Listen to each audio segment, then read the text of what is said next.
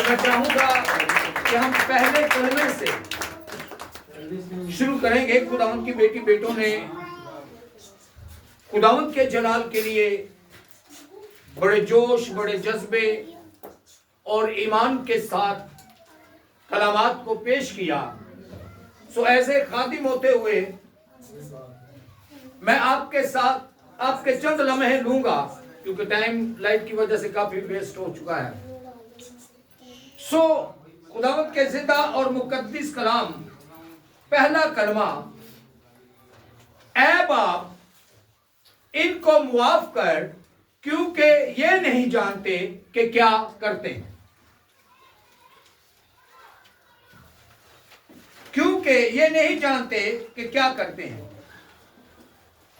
इसलिए बनी इस्राएल के लोग, गौर कीजिएगा, मेरे साथ रहिएगा, बनी इस्राएल के लोग उसे रूहानी या आसमानी बादशाह नहीं जानते थे। वो जानते थे कि यहूदियों का ये बादशाह होगा। ये जो यरूशलेम के अंदर बड़ा वादहाना इस्तकबाल किया गया, वो इसलिए नहीं किया गया कि वो सलीब पर उनके लिए जान देगा। और जो लोग नारे लगा रहे थे, मेरे साथ रहिएगा, गौर कीजिएगा, जो लोग नारे लगा रहे थे वो इस उम्मीद में थे कि ये हमें रोमियों की गुलामी से निकालेगा। वो इस जोश और जज्बे में होशाना के नारे लगा रहे थे। और जब यरूशलेम में वो दाखिल हुआ तो जो लोग नारे लगा रहे थे, जब सलीबी मौत का वक्त आया, वही लोग गले फाड़ कर कह रहे थे कि इसे सलीब दो, क्योंकि वो उनकी मर्जी का बादशाह नहीं था। उनकी मर्जी का बादशाह नहीं था। उन्हीं लोगों ने नारे लगाए कि इसे सलीब दो, सलीब दो। इसीलिए उसने फरमाया, ऐ बाप इनको मुआफ कर कि ये नहीं जानते कि क्या करते हैं। रोमियों ने खुद से उसको सलीब पर नहीं चढ़ाया था, इस्राएलियों ने बकायदा अदालत से आर्डर पास करवाया था, हुक्म हुआ, लेकिन उनके असरार, उनकी दरख्वास्त, उनकी मद्दियत के बाद तभी खुदावंद यीशु मसीह ने फरमाया कि बाप इनको मुआफ कर, क्योंकि ये नहीं जानते कि क्या करते हैं। पहले वो इस्तकबाल करते हैं, फिर वो कहते हैं कि इसे सलीब दो, और बकायदा रूमी हुकूमत से आर्डर पास करवाते हैं। तब खुदावंद यीशु मसीह ने उनके लिए बुरा नहीं चाहा, बल्कि मुझे आपको सलीब पर चढ़ा। मैं अक्सर एक बात करता हूं, उसने पहले सुनाया, सिखाया और फिर उसने करके दिखाया। अनाजील में से हम सीखते हैं कि उसने एक दूसरे को मुआफ करने की तलकीन की, और हम उसके कलाम से सीखते हैं कि हमें भी उसी तरह, जिस तरह सलीब पर उसने उनको मुआफ किया जो उसके सलीब पर चढ़ाए जाने के बज़ाहिर जिम्मेदार थे, उसने कहा, ऐ बाप इनको मुआफ कर, क्योंकि ये नहीं जानते कि क्या करते हैं। दूसरा कलमा नजात का कलमा है। दूसरा कलमा नजात का कलमा है। उस वक्त यीशु ने डाकू से कहा कि तू आज ही मेरे साथ कहां होगा? जोर से बोलिएगा, थोड़ा ऊंची आवाज में, फिरदौस में होगा। हैरानगी वाली गल है कि एक बंदा खुद सलीब ते लटका हुआ है, दूसरे नु कह रहा है कि तू आज ही मेरे साथ कहां होगा? फिरदौस में। यहां दूसरे कलमे में खुदावंद यीशु मसीह अपने इख्तियार को जाहिर करता है, अपनी कुदरत को जाहिर करता है, अपनी खुदायत को जाहिर करता है। हालांकि यह भी कहा जाता है कि सलीब पर खुदा ने उसे छोड़ दिया। मैं बाइबल मुकद्दस में से यह सीखता हूं कि खुदा ने उसे कभी भी नहीं छोड़ा था। यह सलीबी सफर जो है उसने बदरी तौर पर पूरा करना था, लेकिन खुदा उसके साथ था। इसीलिए वो हमें सिखाता है कि तू आज ही मेरे साथ फरदौस में होगा। आज हमें कलाम बताता है, आज कलाम हमें सिखाता है, जो कोई मुझ पर ईमान लाएगा वो हलाक ना होगा बल्कि हमेशा की जिंदगी पाएगा। डाकू को क्यों कहा उसने तो आज ही मेरे साथ फरदौस में होगा? वो ईमान लाया, वो ईमान लाया, उसने उसकी रास्ते को कबूल किया। हम गुनाहगार हैं, हमने डाके मारे, हमने लोगों पर जुल्म किया, इसने तो कुछ भी नहीं किया है। उसमें वाकया बात है ना इसमें दूसरे कलमे के अंदर। लेकिन मुझे वो सिखाता है, जो कोई मुझ पर ईमान लाएगा हलाक ना होगा बल्कि हमेशा की जिंदगी पाएगा। सो कलामे खुदा के मुताबिक आज मुझे आपको उस पर ईमान लाने की जरूरत है। किसी हदिये की, किसी शुक्रगुजारी की, किसी कुर्बानी के बाद नथिंग, सिर्फ ईमान। और ईमान बगैर ईमान के मुर्दा। जब हम अपने पूरे दिल, अपनी पूरी जान, अपनी पूरी अक्ल के साथ ईमान लाते हैं तो उसी वक्त खुदा की हुजूरी में कायम होते हैं। जिस तरह उसने डाकू से फरमाया कि तू आज ही मेरे साथ कहां होगा? जोर से बोलिएगा, कहां होगा? फरदौस में। तीसरा कलमा मोहब्बत का कलमा। खुदावंद यीशु मसीह ने मुकद्दसा मां मरियम से कहा, ऐ औरत देख तेरा बेटा ये है। शगीर से फरमाया कि देख तेरी मां ये है। और खुद कहा था खुदावन इस कलमे के वसीला हमें आपको उस मोहब्बत से आगाह करता है। इंसान और खुदा की बात अलग थलग। अगर इस तसव्वुर को लिया जाए तो जानवर भी ऐसा होता है कि जानवरों का माँ या बाप जो इस अपने अंदर ये थोड़ी, जिनके अंदर ये चीज पाई जाती है, और वो भी अपने बच्चों के लिए क्या करते हैं? या मर जाते हैं या मार देते हैं। बहुत सारे जानवरों में आपको ये बात मिलेगी। तो यहां तो खुदा और इंसान का मामला था, यहां तो खुदा और इंसान का मामला था।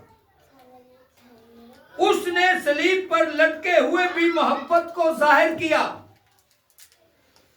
हम ऐसी मोहब्बत रखते हैं कि जब सामने कोई होता है तो हम उसके साथ मोहब्बत का इजहार करते हैं, और जब साइड में है ही है इधर काम ही है, हमारी मोहब्बत ही है। लेकिन यीशु मसीह ने सलीब पर लटके हुए उस फिक्र को जाहिर किया, उस मोहब्बत को जाहिर किया जो मुकद्दसा मां मरियम से वो रखता, और मुझे और आपको सिखाया कि हम सच्चाई के साथ एक दूसरे से मोहब्बत रखें और सब के लिए क्या करें? दुआ करें। जब हम सब के लिए दुआ करते हैं तो यही आपकी मेरी मोहब्बत का इज़हार है। हालेलुया। इसी तरह कलाम खुदा के मुताबिक चौथे कलमे में, ऐ मेरे खुदा, ऐ मेरे खुदा तूने मुझे क्यों छोड़ दिया। मैंने पहले भी आपसे थोड़ी देर पहले इस बात का जिक्र किया कि खुदा ने कभी भी खुदावंद यीशु मसीह को नहीं छोड़ा था। सलीब पर क्यों चढ़ा? लानती क्यों कहलाया? लानती मौत क्यों मरा? मेरे आपके कुल बनी नो इंसान के गुनाहों की वजह से। कलाम साबित करता है कि खुदा की आंख पाक है और वो बदी को देख। और सलीब पर क्या था? बदी के बदले, मेरी आपकी लानत के बदले, कुल बनीनो इंसान की लानत के बदले। लेकिन अभी तक खून नहीं बहाया गया था, अभी तक फिदिया मुकम्मल नहीं हुआ था। इसलिए वो फरमाता है कि ऐ बाप तूने मुझे क्यों छोड़ दिया। क्योंकि वो बदनी तौर पर सलीब पर था। किस तरह सलीब पर था? बदनी तौर पर। रूह 40 रोज पहले आजमाया जा चुका था। रूह में 40 रोज पहले आजमाया जा चुका था और उसमें रूह और बदन में वो कामयाब हुआ। सलीब पर खुदावंद यीशु मसीह ने इसलिए ये फरमाया कि ऐ बाप तूने मुझे क्यों छोड़ दिया। सलीब रूह के लिए नहीं बल्कि जिस्म को सलीब पर लटकाया गया। सलीब पर जिस्म को लटकाया गया, इसलिए यीशु ने इस बात को साबित किया कि वो बदन में खुदा का वफादार रहा। क्यों उसने पुकारा कि ऐ बाप तूने मुझे क्यों छोड़ दिया? कि वो बदन में खुदावंद का वफादार रहा। मुझे आपको सिखाता कि दुख में, तकलीफ में, मुसीबत में, मुश्किल में कलाम खुदा सिखाता है कि दुआ करो। तो दुआ हम कब करेंगे? कोई एक जिंदगी। कब दुआ करेंगे? जब खुदा साथ होगा, जब हम खुदा की हजूरी में बैठेंगे। खुदा कभी भी अपने लोगों को तन्हा नहीं छोड़ता, उसके वादे हां के साथ हैं। खुदावंद यीशु मसीह ने इस बात को साबित किया कि वो बदन में, यीशु अल मसीह बदन में यहोवा खुदा बाप का, अपने बाप का, अपने भेजने वाले का वफादार रहा। मुझे आपको सिखाता है दुख में, तकलीफ में खुदावंद का वफादार रहना है, क्योंकि लिखा है जो आखिर तक मेरे साथ रहिएगा और आज के कलाम से सीखिएगा कि सातों कलमात का मकसद क्या है। कलाम खुदा में लिखा है कि जो आखिर तक बर्दाश्त करेगा वो जिंदगी का ताज। मेरी आवाज नहीं आ रही? जो आखिर तक बर्दाश्त करेगा वो जिंदगी का ताज हासिल करेगा, पहनेगा।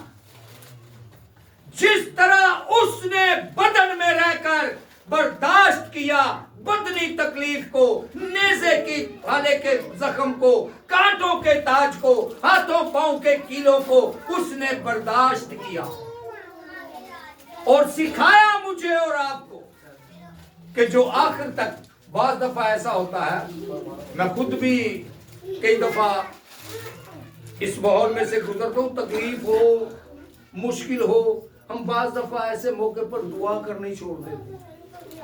क्या करते हैं? दुआ करना छोड़ देते हैं। लेकिन लिखा है कि जब तू मुश्किल में हो तो दुआ कर, और जब तू खुश हो तो हमद के गीत गा। असि खुश होइए तो गाने सुनने, ते मुश्किल जो होइए तो दुआ करना दिल ही नहीं कर रहा, ज़हन इस पास से जा ही नहीं रहा। ऐसा है या मैं गलत बयान कर रहा हूं? ऐसा ही है। शुक्ला में खुदा में लिखा है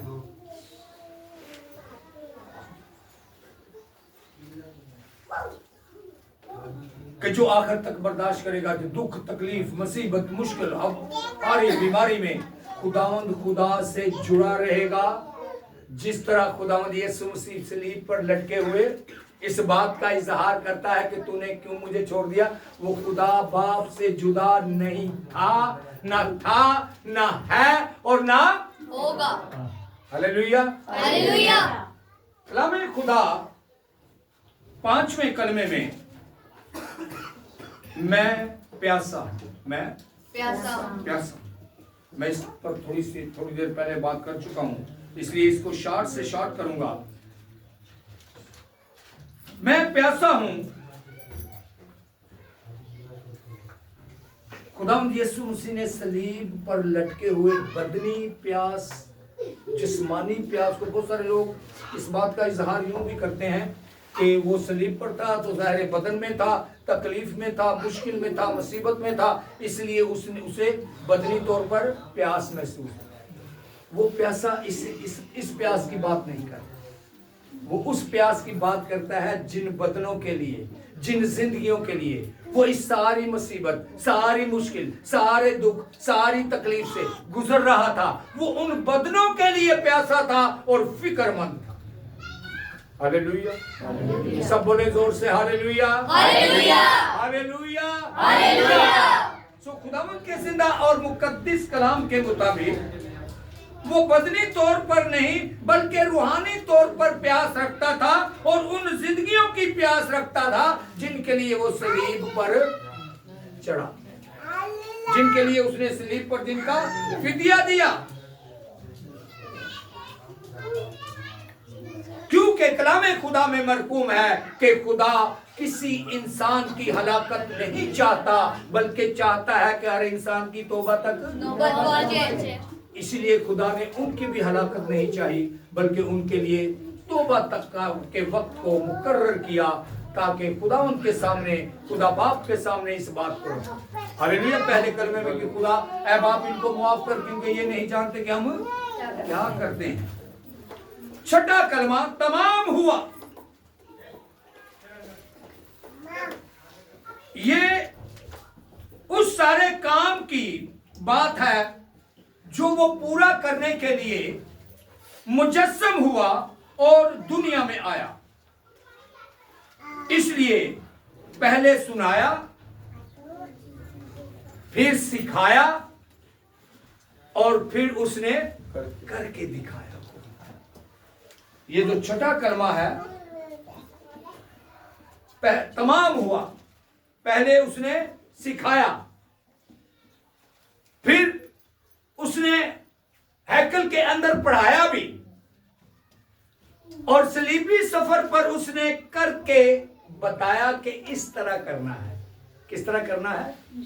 उसने सारे काम को, उस सारे रूहानी प्रोसीजर को, उस सारी कुर्बानी के वक्त को, उस फिदिये को, उस बर्रे के ज़बा किए जाने को पूरा करके तब ये अल्फाज कहे कि तमाम हुआ।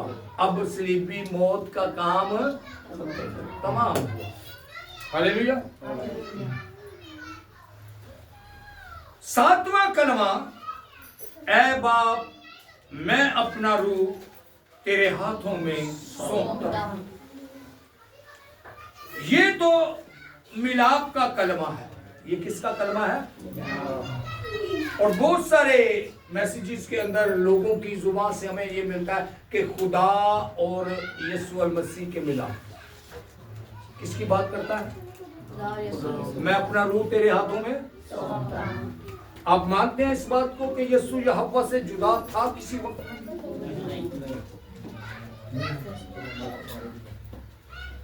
क्योंकि अगर वो खुदा से जुदा होता तो उन 40 दिनों में होता जहां वो रूह से आजमाया गया, जब बदनी तौर पर भूख लगी, कमजोरी आई, ताकत खत्म हुई, इब्लीस ने पत्थर उठाया, बोला क्यों गिर रहे हैं, क्यों तके ठेडे खान रहे हैं, अब पत्थर फाड़, तेरे को ते कुदरत है। तो अगर वो बदन विच सी तो फिर वो कुदरत कितों आ गई? वो जिदा इब्लीस के अंदर क्या है, पत्थर पकड़ पकड़ और तेरे को कुदरत है, तू साहिबे कुदरत है, इस पत्थर को क्या रोटी बन जावे। और उसका मलाप यहोवा खुदा के साथ कायम था। उसने फरमाया इंसान रोटी ही से जीता ना रहेगा बल्कि हर उस बात से जो खुदा के मुंह से। Hallelujah, hallelujah, hallelujah.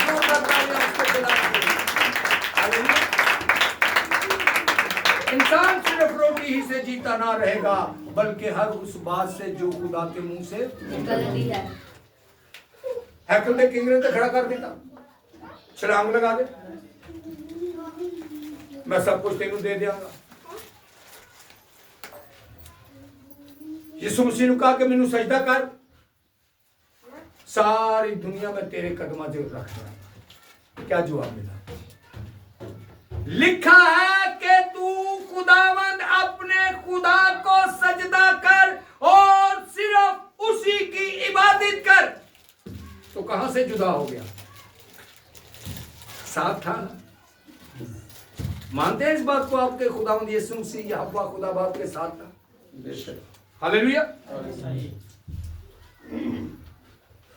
यीशु मसीह ने अपने मिलाप की नहीं बल्कि खुदा बाप से उस मिलन के लिए इंसान और खुदा के दरमियान बने हुए फासले को खत्म करने के लिए कुर्बानी दी,